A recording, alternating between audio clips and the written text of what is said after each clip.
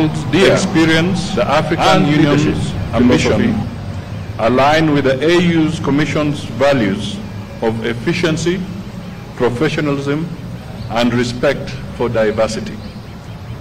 We have no doubt the candidate will pursue excellence in line with the continent's collective aspirations of the Africa we want in 2063, as framed in the AU's development framework of Agenda 2063.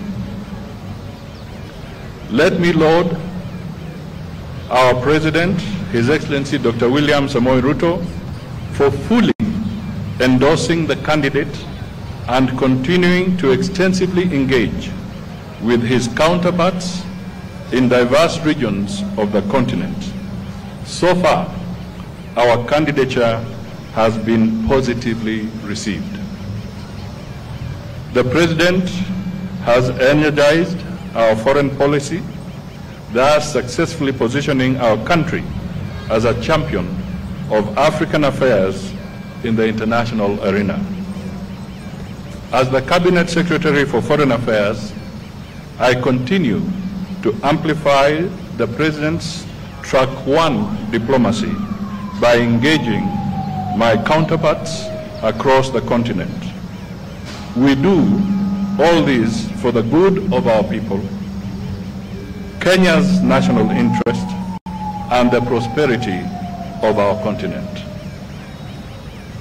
Ladies and gentlemen, based on the principle of interregional rotation, this is the time for Eastern Africa to nominate a candidate for the position of African Union Commission Chairperson. Therefore, as per the schedule of the AU elections calendar, the deadline for the submission of the regional nominations to the AU Commission is 6th August 2024, 2 months from now.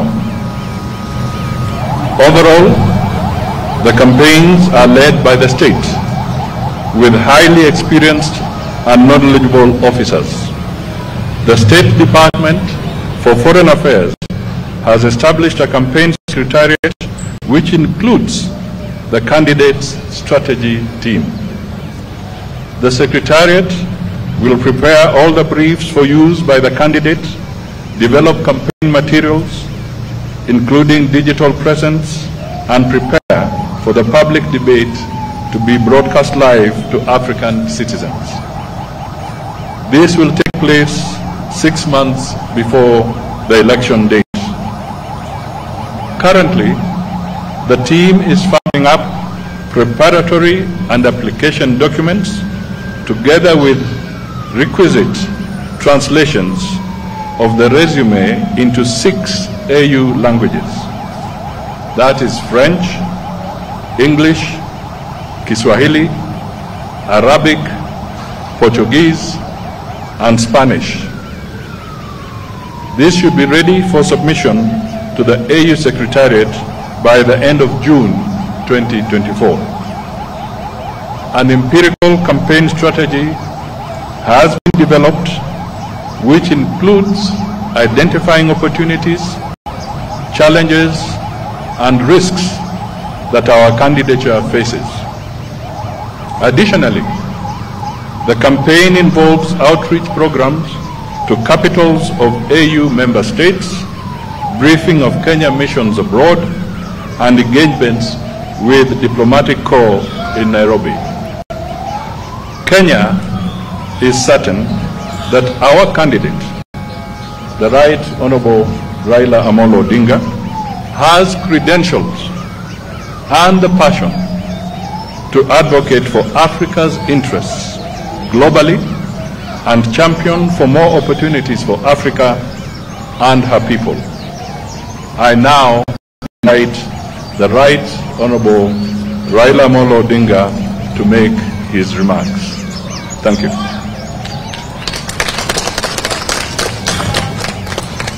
Thank you, Wycliffe.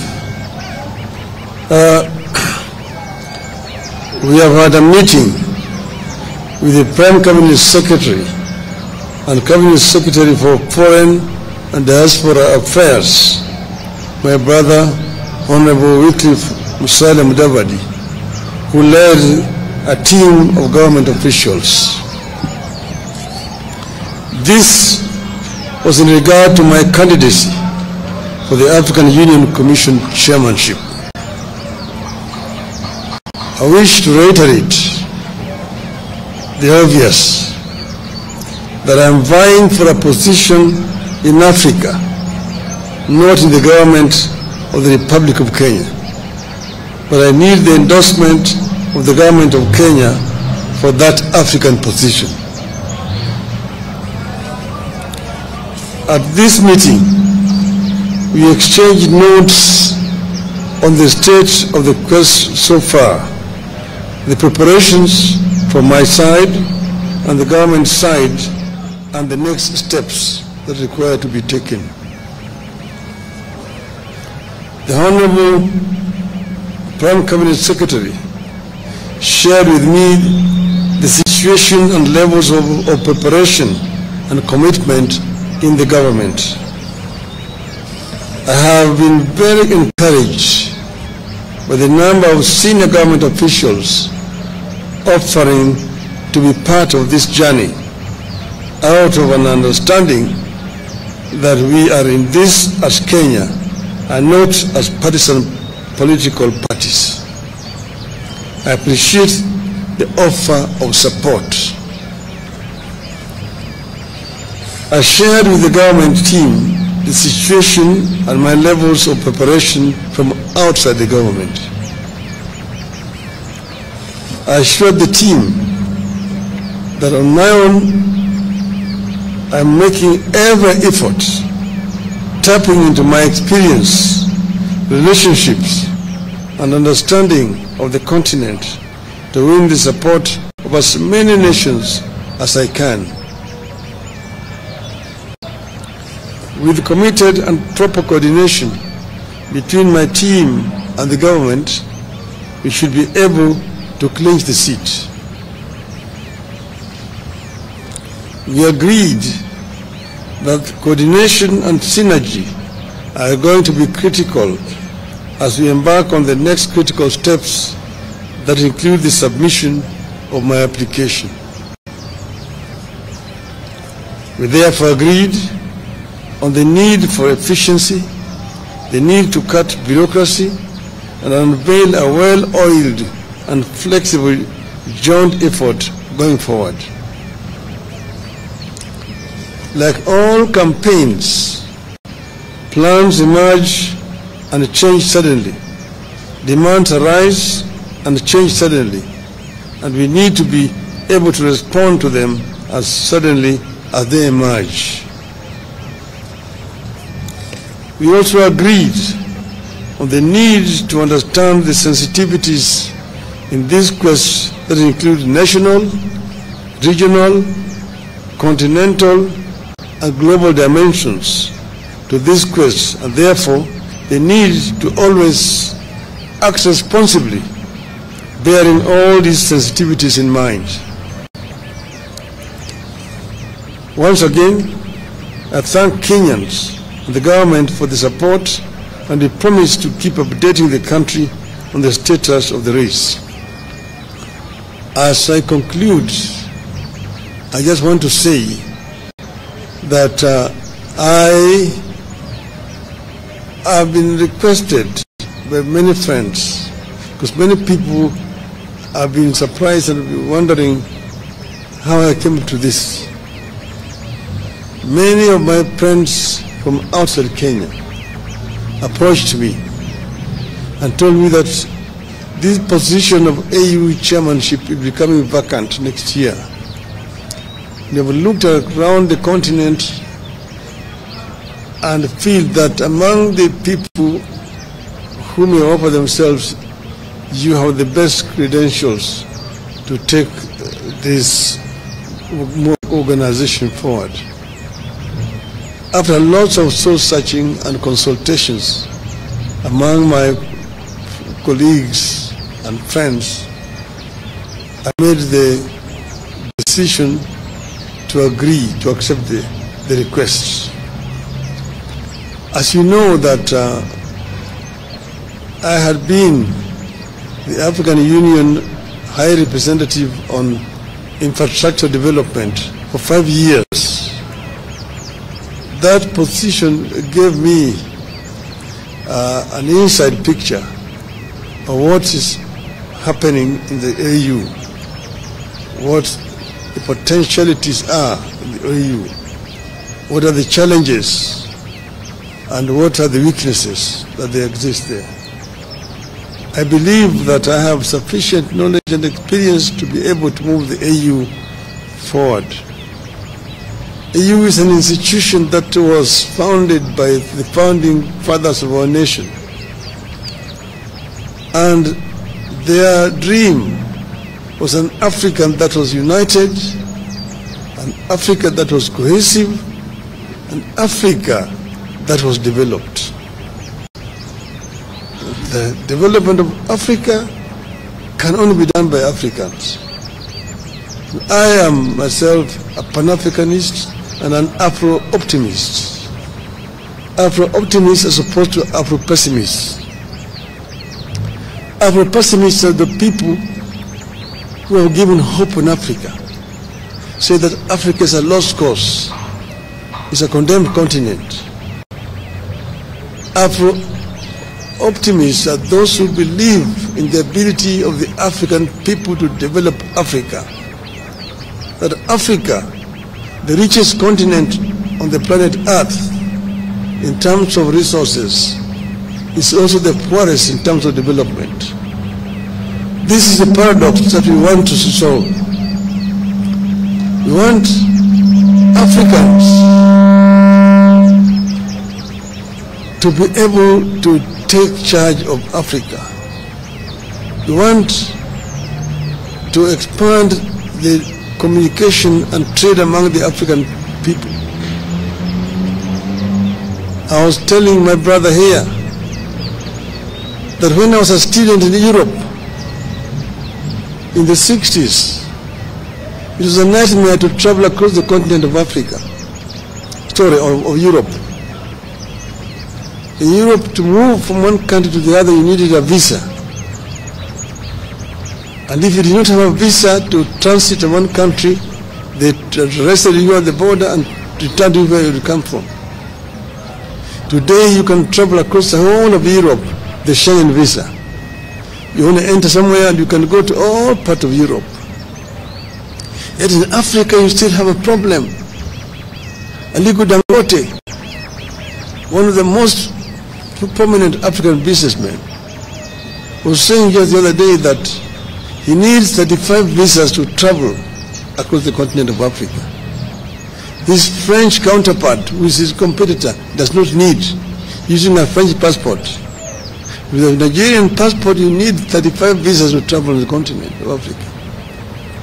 You ask yourself why? Why can you not have one African visa? It can be done. We can connect the whole of this continent. And that's why I've been talking of the story of African lion. That the African lion must wake up now and claim the 21st century as the African century. Thank you, ladies and gentlemen.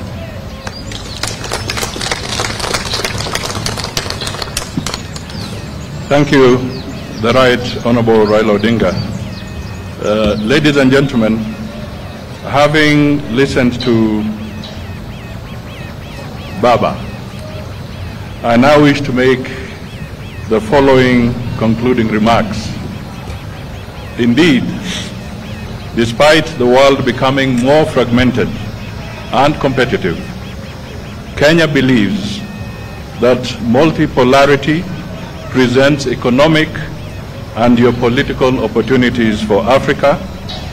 Therefore, a whole of AU strategic approach to the emerging world will enable member states to project a common voice on global matters of consequence and enhance Africa's bargaining power for mutual benefit. And indeed, the Right Honorable Raila has summed this up. Therefore, for the continent to speak and act as one, the African Union Commission Chair the African Union will have to be more proactive and strategic in overcoming the persistent challenges that beset the African Union, namely funding shortages, logistical inadequacies, and the cyclic nature of conflicts. Additionally, the AU continues to grapple with cases of political instability and economic intricacies, weak international influence, and a new external influence driven by a new Cold War in the continent. As a continent, we therefore need to focus on dimensions that promote our unity and enhance sustainable development for the citizens of Africa. This will include infrastructural connectivity, and he has spoken briefly to that aspect from his previous assignment, reduction in costs of doing business in the continent, accelerating the realization of the visa-free program, and promoting a common language for Africa. Also important is environmental protection of the climate.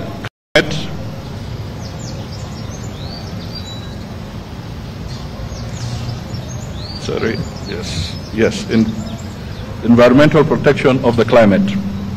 The continent should work in one voice to campaign for reform of the international organizations and global financial institutions. The AU should be represented on the strategic international institutions, including membership to co-decision-making organs of the UN. We shall promote functional non-alignment that strategically seeks to establish mutually beneficial relationships globally. I may just want to emphasize here that the chairman of the AU Commission also holds the seat for Africa on the G20 forum. Ladies and gentlemen, the candidate, Honorable Raila Odinga, is a renowned champion of Think Africa above all. As per the AU values and inherently motivated by the AU vision, an integrated, prosperous, and peaceful Africa driven by its citizens and representing a dynamic force in the global arena. Our continental body should increase Pan-African awareness among a critical mass of citizens and promote the Africanization of our elites to properly contribute to Africa's development goals and discourses. Kenya therefore envisions an AU that drives the continent beyond silencing the guns to achieving peace, sustainable peace, and security for collective prosperity. We have a long experience of supporting the AU and regional bodies as well as bilateral engagements to foster peace and security regionally and globally. We envisage an AU that will give a greater voice to the continental crisis that have often become forgotten conflicts as other global crises elsewhere get huge humanitarian and political attention. As a government and a country, we wish the Right Honorable Raila Odinga God's speed in this noble endeavor for the continent. God bless Kenya and God bless Africa. Asanteni sana.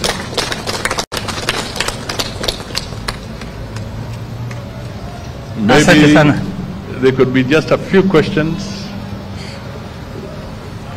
Thank you, Excellency. We'll have a few questions. We have Brenda, step forward.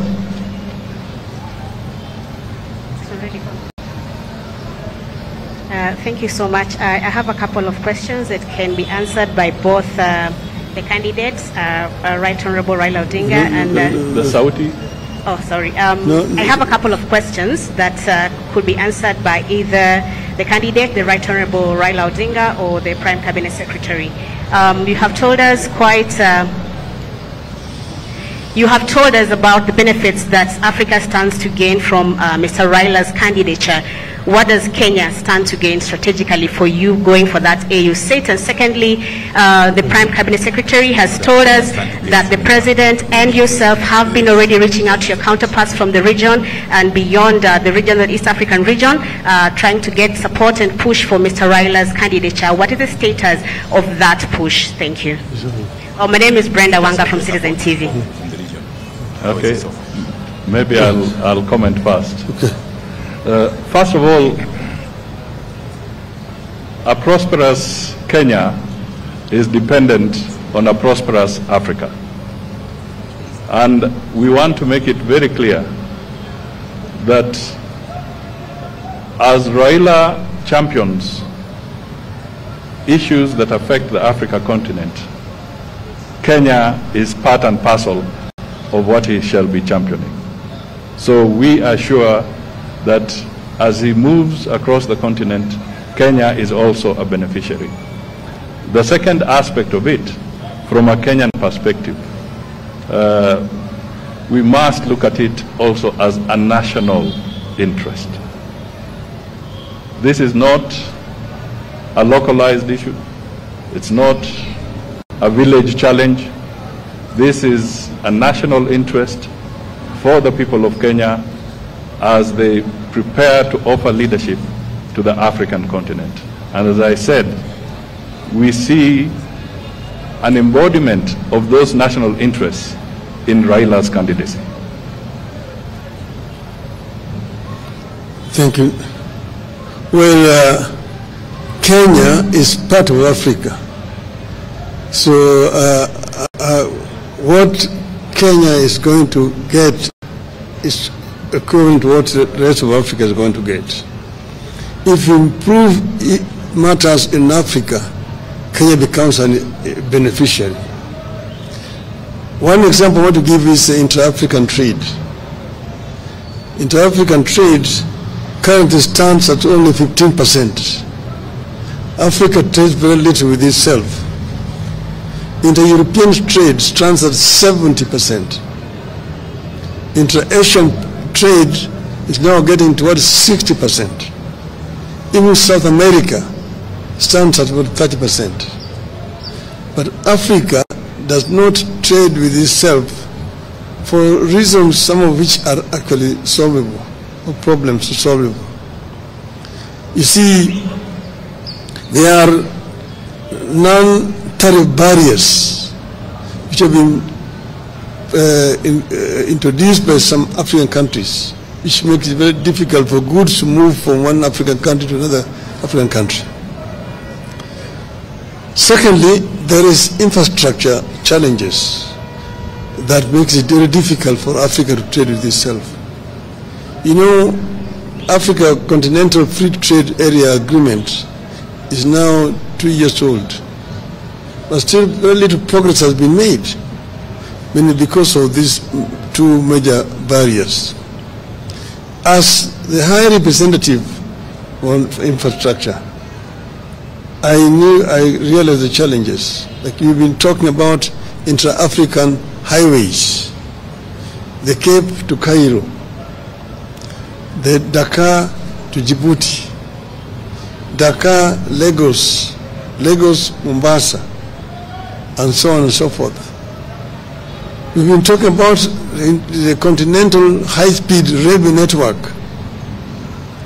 one Beira to Walvis Bay, one the old Benguela line, Lobito to Lubumbashi.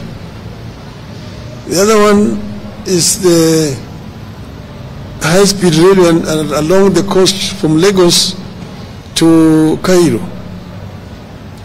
The other one is our LAPSET, the Lamu Port, South Sudan, Ethiopia Transport Corridor, which as a representative of the AU on on infrastructure, we actually extended from Juba through Bangui in Central African Republic to the port of Cameroon to create a land bridge that links the Atlantic Ocean to the Indian Ocean and opening up the interior of the continent, which are landlocked, for trade. See, for example, Kenya grows tea. How does Kenya export its tea to Central African Republic? Between Kenya and Central African Republic, there's only South Sudan. South Sudan is the only country between Kenya and Central African Republic. But how do you take the tea there? There's no infrastructure. You have to find a ship that will go around the Cape, along the western coast, to the Cameroonian port of Douala, and then by road to Bangui. The French are there ahead of you. That's why they drink in Bangui Kenyan tea, christened as English breakfast tea. But with an upset, we can be able to take our goods there. But this infrastructure cannot be developed country by country.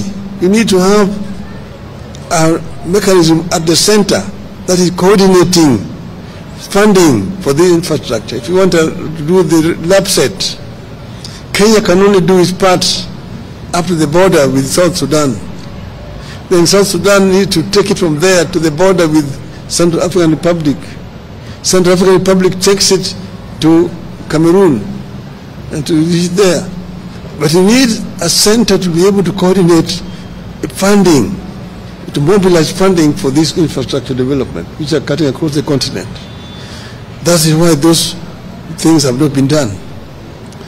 That's why even the trans-African highways have not been done, and so on. So, getting there, we are also talking about the high-speed fiber optic network connecting all the African capitals.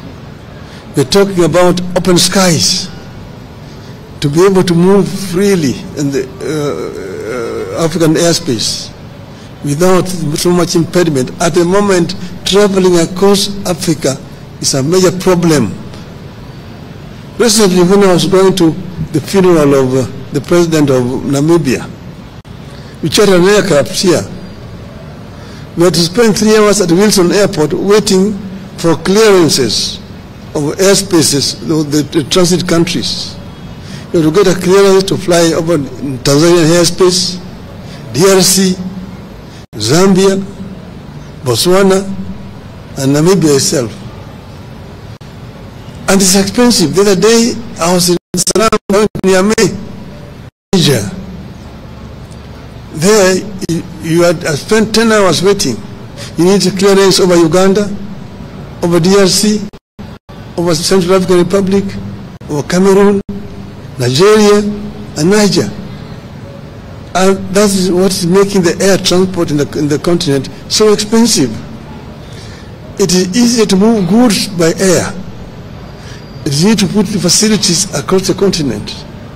And then have also an African continental air traffic control. In Europe, you only need one permit and you can fly all over the countries of Europe. Here, you need to get permission from Nairobi, Dar es Salaam, Kinshasa, Lusaka, really going down those sides. So all these are what is making inter-African trade difficult. I've told you about the issues of visas.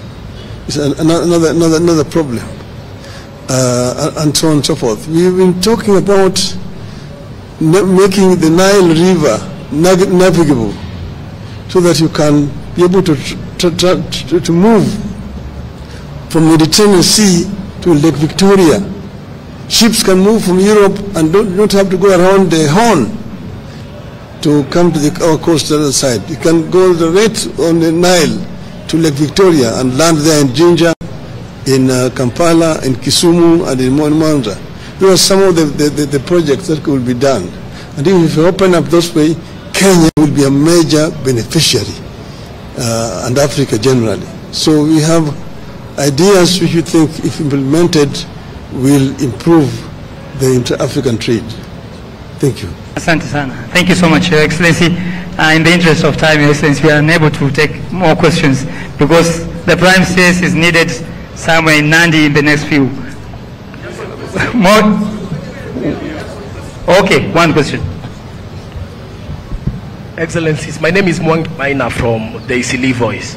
First question to the former Premier. Some Kenyans and some Africans feel that Nairobi fronting your candidature is a way of settling domestic political scores.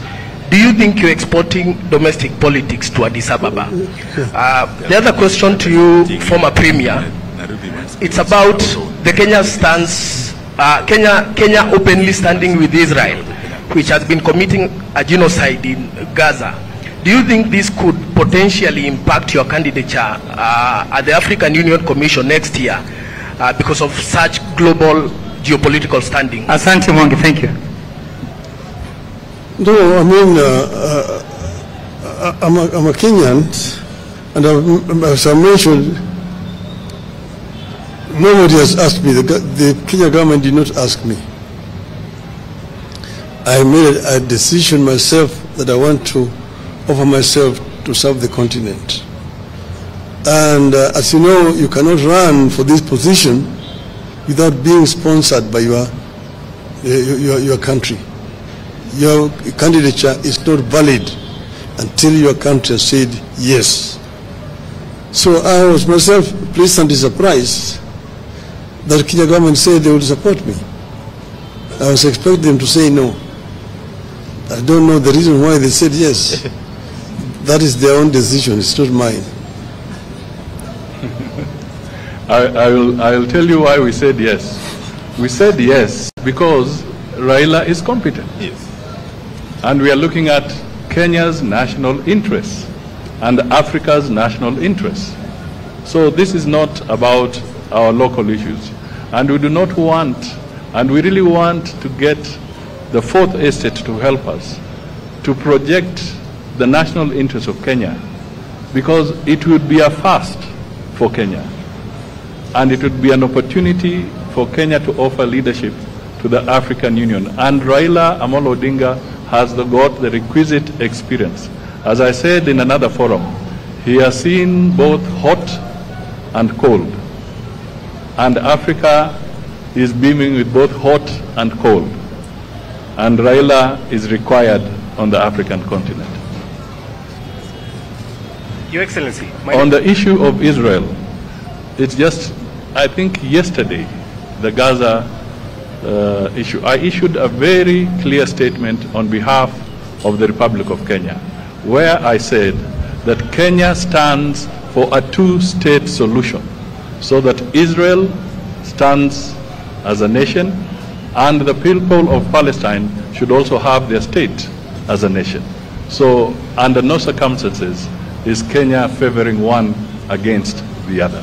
What is important is that the conflict in the Middle East, like in other areas where there is conflict elsewhere, we call for a peaceful resolution as soon as possible, because the humanitarian crisis is huge. Your Excellency, my name is Jeff Kirui from KTN News. Jeff. Yes. We are done, Jeff. Please, Jeff. Please, Your Excellency. Tafadhali, Prime anafaa kwenda mbali. Tafadhali. Let's end it there. Yes, the question is regarding EAC. They have been pushing for one candidate. The newest kid on the block, Somalia, has its candidate. In the eastern region, we have Djibouti and Seychelles who also have candidates. Is it a concern to you that this might complicate matters, considering the two-third requirement to clinch the seat? And also, could you clarify on the composition of your campaign team? As I said here, that we are focusing on Kenya's candidacy. Yeah. Other countries that have their wish to front a candidate will speak about their own. Yes. But for now, as far as we are concerned, we have a long journey to go to campaign, and our candidate is Honorable Raila Amolo Odinga.